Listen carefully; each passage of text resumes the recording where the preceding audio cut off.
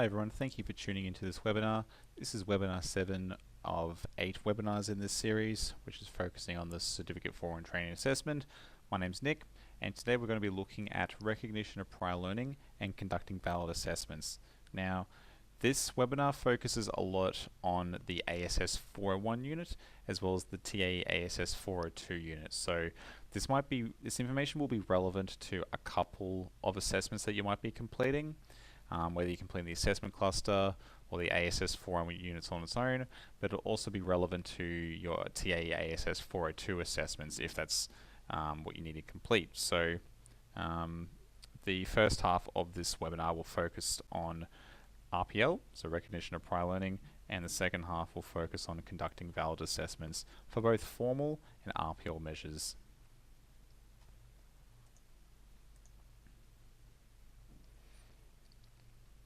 Okay, so here's the learning objectives we're going to be covering in this webinar. So firstly, we're going to be looking at applying recognition of prior learning processes, so RPL processes. We're going to be looking at gathering quality evidence. We're going to be looking at assessing competence in accordance with the rules of evidence. And we're also going to be reviewing how we can record, report, and review the assessment process.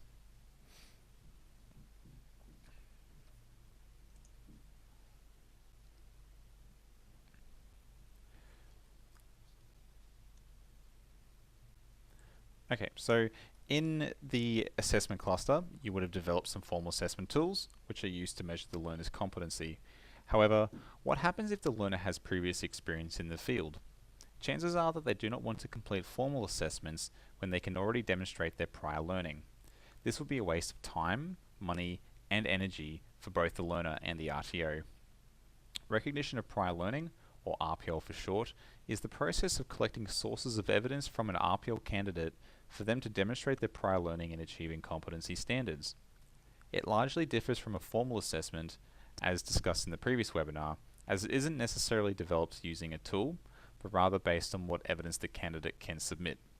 That being said, you can and will have to develop assessment tools for RPL with the intent of collecting sources of evidence in an RPL style, such as developing a third-party report or questionnaire which an employee can complete to verify the evidence. So RPL differs to formal assessments because with RPL, the assumption is that the learner has prior knowledge and experience.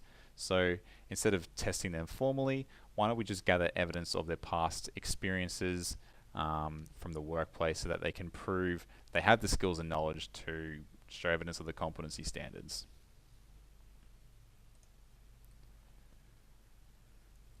So why does an RTO have to offer RPL? Well, it is part of the standards for RTOs 2015. Clause 1.12 is identified word for word in the slide provided, and it's short and succinct. If you are an RTO, you must offer RPL for the courses that you offer. Pretty straightforward.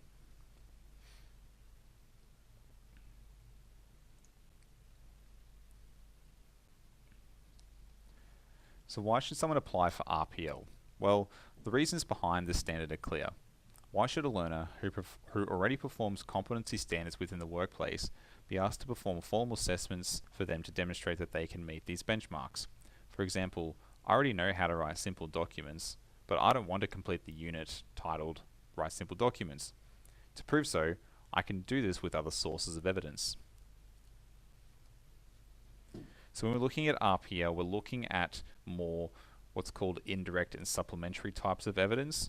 This is in contrast to formal types of evidence, which are used in the more formal types of assessments. So RPL focuses on indirect and supplementary types of evidence, which we're going to be looking at right now.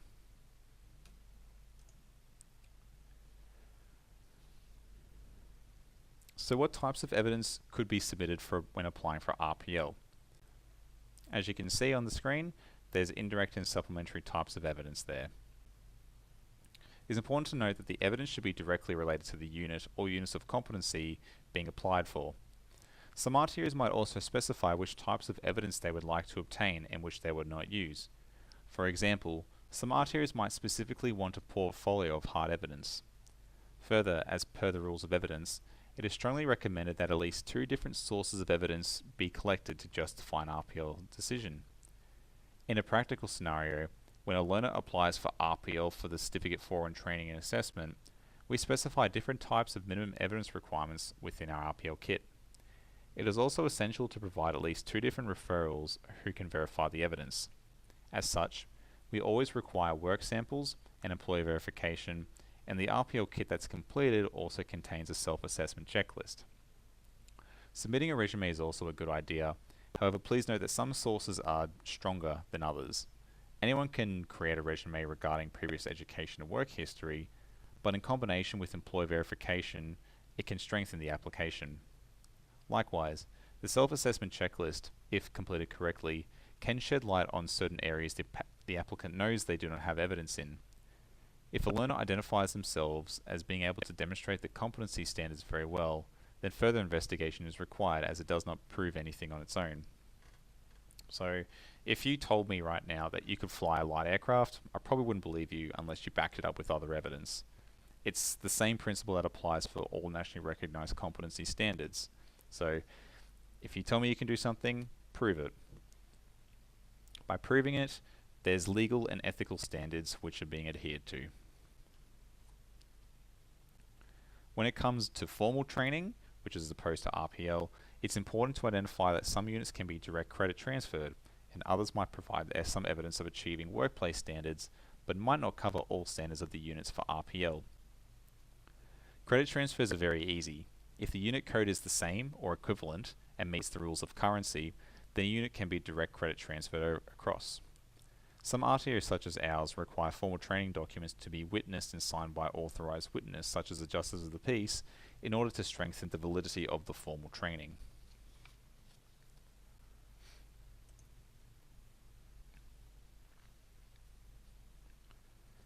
Once the RPL candidate has submitted all of their evidence documents, it is now up to you to determine if and how they meet the competency standards within the unit they are applying for. As the RPL candidate might be submitting many documents, it is important to record and justify how the source of evidence meets the competency standards.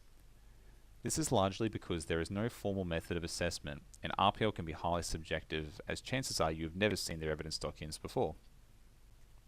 As mentioned, it is strongly recommended to use at least 2 different sources of evidence throughout the RPL application. A learner might have submitted a work sample, but does not have any evidence of them creating the work sample. Verifying these details with the candidate's employer can help strengthen the RPL assessment.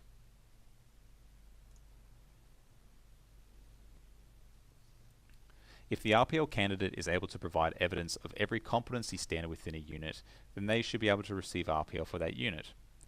If they are unable to provide the remaining evidence, then the trainer and assessor would need to develop gap training for the learner to do. Usually this will be done by modifying the existing formal assessment tools developed by the RTO. When we're looking at formal assessments, i.e. assessment tools, an assessment tool should have a mapping matrix. So this way you can easily identify the tasks required to be completed for the learner to fill in the gaps within the unit.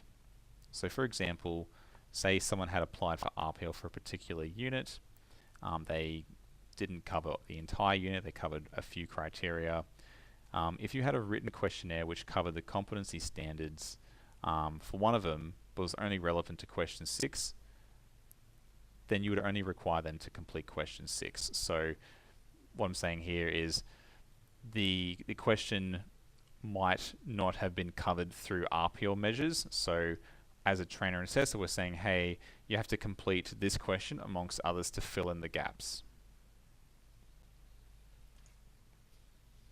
So remember, the vet sector is based on, it's a competency-based system, it's criterion-based. You have to meet everything in one way or another. Some people start with RPL, see what they can get, and then they fill in the gaps by completing formal assessments.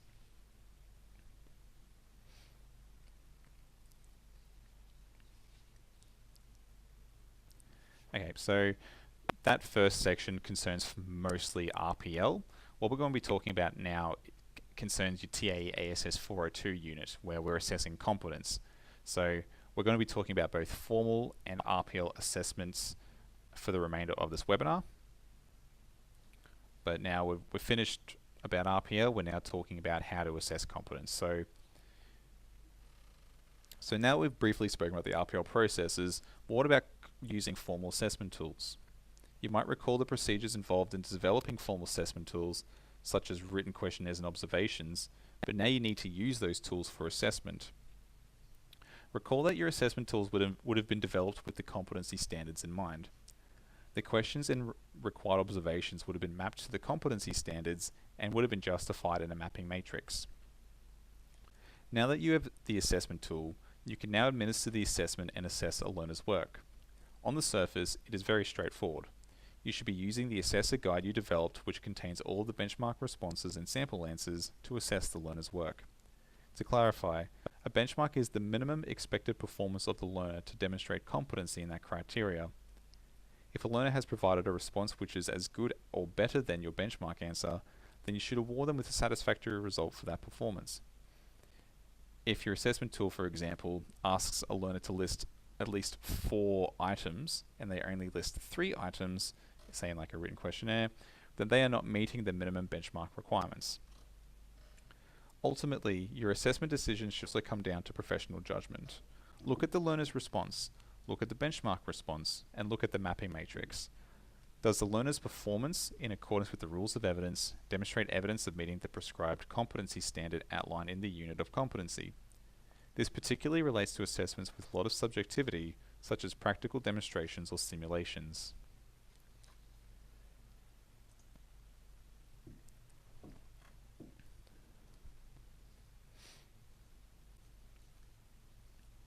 When assessing competence, there are a few administrative and compliance procedures which you'll need to look at. First, you should be providing a result for each individual aspect of the assessment tool. This can be as simple as marking the work with a tick or feedback comments outlining whether the item was met as satisfactory or not. Just some indication that the item is correct and doesn't need to be redone. Remembering that this is a competency-based assessment, you'll then need to provide an overall result for the learner's work in the assessment tool. If satisfactory, then they have completed the assessment tool correctly and in accordance with the competency standards. If not yet satisfactory, then the learner will need to redo the items that were deemed not yet satisfactory in. A good practice of an assessor is providing what's called sandwich feedback. Essentially, if a learner has a question wrong or was unable to demonstrate a satisfactory performance, you should give them feedback that outlines some aspects of what they did correctly, but then the aspects for which they did not achieve a satisfactory standard. You don't want the learner to feel stupid for answering something incorrectly. Remind them that this is a competency-based assessment and that there are usually no penalties for a reassessment to fill in the remaining gaps. Remind them that they haven't failed. Rather, there might just be the odd thing or two which requires some additional evidence. And that's a very important thing to think about when you're completing your assessments or when you start to assess individuals, is that no one's failed in VET. You literally cannot fail. You're either competent or you're not yet competent. And the key thing there is the not yet competent. You're just not there yet. Where access and equity issues exist for a learner, the RTO and their trainers must ensure that their needs are catered for. This is known as a reasonable adjustment and allows the modification of assessment tools and its procedures. All RTOs must ensure they have reasonable adjustment options to ensure they're being flexible and fair. Now, this doesn't mean that the learner can get away without submitting some evidence or completing certain components of the tool, as the learner must still demonstrate evidence of meeting each competency standard. Rather, it is changing the assessment so that they can demonstrate evidence in other ways. For example, if an assessment was a written questionnaire, but a learner has recently injured their hand and is unable to write, perhaps you might assess the learner verbally whilst asking the same questions. This does not damage the integrity of the assessment, as the learner is still providing the responses themselves, except it is through a different medium. From a compliance perspective, the trainer will also need to sign off the assessment tool that they have assessed in using their professional judgment. This is especially important for auditing reasons. So once you've also signed off, probably need to provide this information to the learner as well. So the learner would probably want their work back once it's been assessed, or they will, and you should send it back. For anyone looking for an example, I would suggest reviewing one of the workbooks you've received back for an assessment. You might see that these components are adhered to. So if you've received a result back for one of the assessments in this qualification, you would see that there's quite a few comments throughout your assessments, there's feedback, there's the trainer's identifying whether there are gaps and what evidence needs to be provided. There's an overall mark of competency, as well as the trainer formally signing off and returning the assessment back to you. So be sure that when you're completing your practical components, that not only do you complete the competency records, but also submit evidence of the learners using the assessments.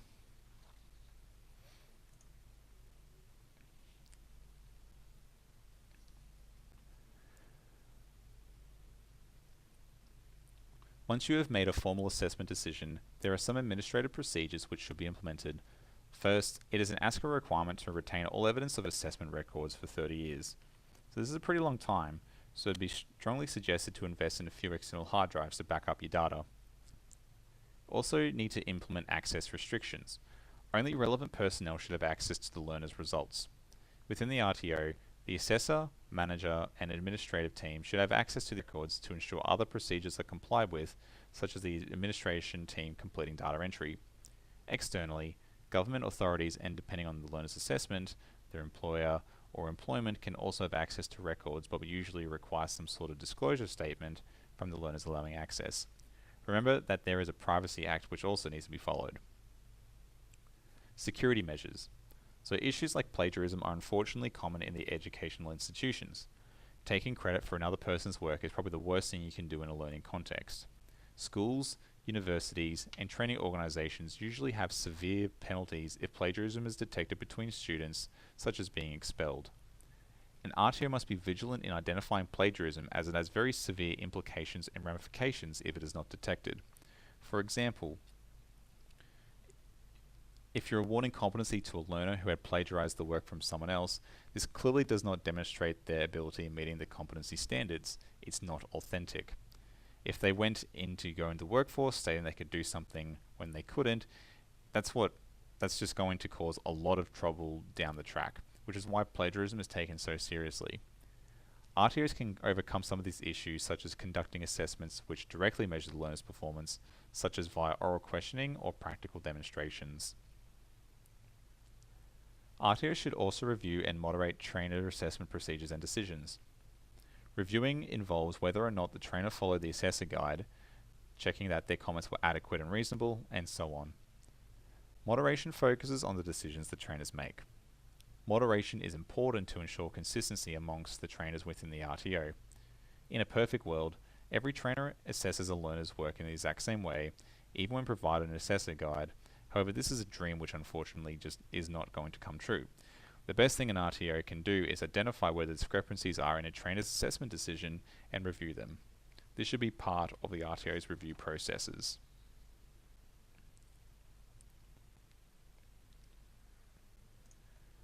Okay, so we've spoken a lot about assessing competence. We're just going to backtrack again to the assessment cluster. So the first part of this webinar concerned recognition of prior learning. When you're completing Project 2 for the assessment cluster, you will be required to plan, organize, and develop 2 sets of RPL assessment tools, where each set of assessment tools needs to be focused on a different unit of competency. So when you're completing this project, please look at the samples again. This isn't as in-depth as Project 1. There aren't as many documents to complete. However, you will still be required to create plans, instruments, and guides which focus on RPL systems and processes. So again, the key difference between RPL and formal assessments, which would have been done in Project 1, is that RPL focuses on collecting index and supplementary evidence so that you can collect evidence from a learner's experience and also hard workplace evidence showing that they have all of this knowledge and skills so that they don't have to complete the formal assessments. So you're creating instruments such as third-party reports, you're creating instruments such as practical observations.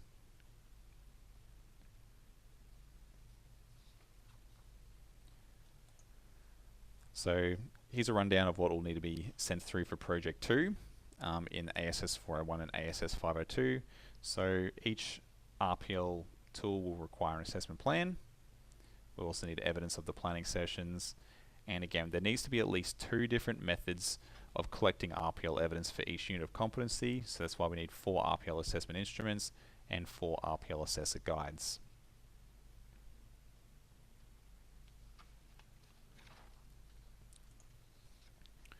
So while we're still talking about RPL, when you're completing Project 1 in TAE ASS 402, firstly, you'll probably notice that there are quite a lot of instructions in these projects. But for Project 1, you'll be required to conduct an RPL assessment on an RPL applicant. Okay, so this is where you are actually physically collecting the evidence documents. You're actually assessing the learner's RPL. You might be contacting referees to do verification checks. You're actually going to conduct the RPL assessment. So by conducting the RPL assessment, you're justifying how the evidence you've received matches up to the criteria within the unit of competency. So my suggestion would be just follow the dot points provided when you're doing the practicals and when you're actually doing the RPL assessments. You're just justifying your decisions as to how the evidence you've received matches up to the competency standards. Then, is it satisfactory or not yet satisfactory? And then you might provide a few comments as to what additional information can be submitted through.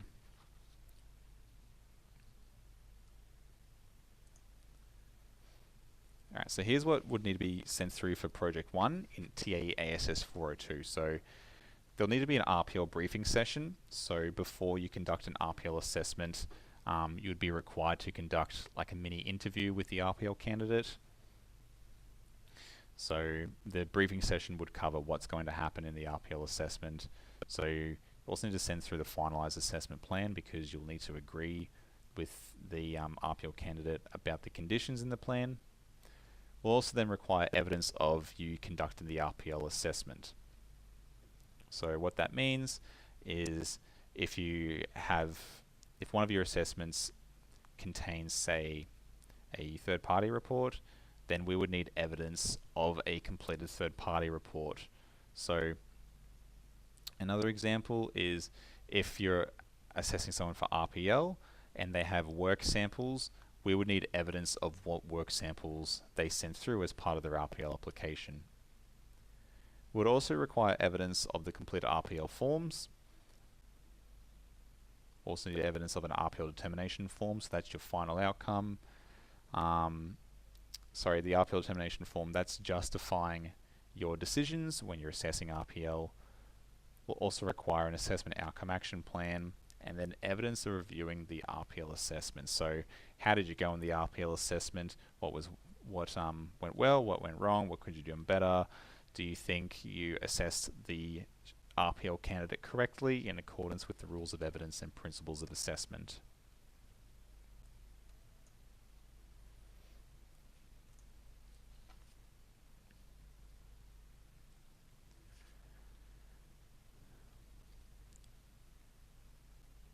Alright, so moving on to Project 2, this is where you'll need to assess 4 different learners using formal assessment tools. Okay, so when you're assessing the learners, again, you'll need to do candidate briefing sessions, preparing the students for what assessment is going to happen. You're then asking the students to complete the assessment. So for example, if you're administering a written questionnaire, you're actually going to be giving the written questionnaire to these participants for them to complete. Then for us as assessors, we're reviewing how you have actually assessed that learner's work. So if there's question 1 and they write an answer for question 1, you as the assessor, do you mark it as correct? Is it incorrect? What comments do you make? That's what we're looking for when we're reviewing your evidence for this particular project. So you got to put on the hat of an assessor. That's kind of what a lot of our trainers and assessors do here on a regular basis, is they're assessing your work. They are going through the assessment instruments, they're reviewing your answers based on the questions, they're comparing it to the information in the assessor guide, and they're providing with an overall outcome of competency or not yet competency, and any feedback required. So things to complete and submit for this particular project is evidence of the briefing sessions. Again, evidence of the finalized assessment plan because it needs to be agreed upon. Evidence of conducting the 4 formal assessments. So this this is combined with evidence of the learner's completed assessments. So we would require evidence of you actually administering and conducting the formal assessments for all of the 4 individuals. Okay. And as such, once they're administered, they complete it, and then we would require evidence of their work which has been marked by you. We'd also require a different assessment determination form for each individual. So were they competent, were they not yet competent, what other feedback could you provide? There'll also be an assessment outcome action plan, as well as evidence reviewing each of the 4 assessments that you conducted. So again, what went well, what didn't go well, what could be improved upon. Did you assess them in accordance with the rules of evidence and principles of assessment?